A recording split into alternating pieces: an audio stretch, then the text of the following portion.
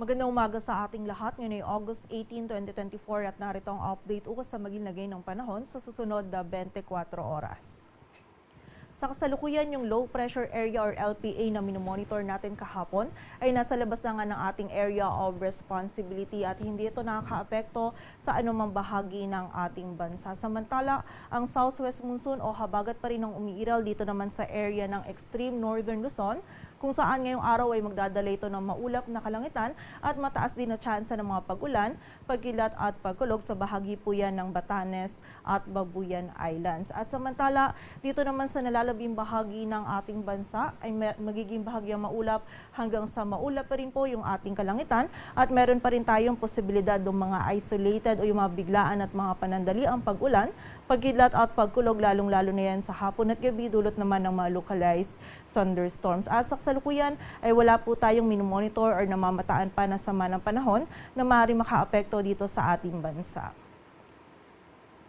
At para nga sa magiging lagay ng panahon ngayong araw ng linggo, makulimlim na panahon o maulap na kalangitan ng mararanasan dito sa bahagi ng Batanes at Babuyan Islands at magiging mataas din po yung tsansa ng mga pag-ulan, lalong-lalo na po yan pagsapit ng gabi, dulot po yan ng habagat. So pag-iingat po para sa ating mga kababayan dyan sa posibilidad ng mga pagbaha at pagguho ng lupa. Samantala, dito naman sa nalalabing bahagi ng Luzon, kasama na dyan ng Metro Manila, dahil nga po hindi ganun nakakaapekto or hindi umiiral yung southwest monsoon o habagat sa malaking bahagi po ng Luzon, ay patuloy pa rin tayong makakaranas ng mainit na panahon, lalong-lalo na yan sa tanghali.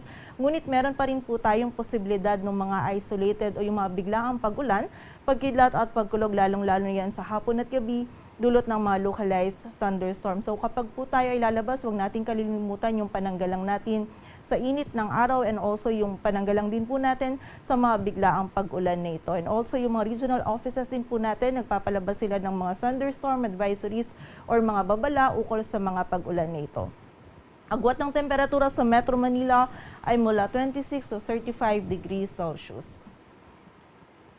Samantala, sa bahagi naman ng Visayas at Mindanao ngayong araw ay makakaranas din po ng bahagyang maulap hanggang sa maulap na kalangitan. Meron pa rin tayong posibilidad ng mga isolated ng mga pag-ulan, pagkilat at pagkulog, dulot pa rin yan ng mga localized thunderstorms. And during severe thunderstorms, posible pa rin po tayong makaranas ng mga katamtaman hanggang sa mga malalakas na pag-ulan na maaaring magdulot ng pagbaha at pagguho ng lupa. So pag-iingat pa rin po para sa ating mga kababayan. Agwat ng temperatura sa Cebu ay mula 24 to 32 degrees Celsius at sa Davao naman ay 25 to 34 degrees Celsius. At para naman sa lagay ng dagat baybayin ng ating bansa, wala po tayong nakataas na gale warning kaya malaya makapalaot yung mga kababayan nating mangisda, pati na rin yung may mga maliliit na sasakyang pandagat.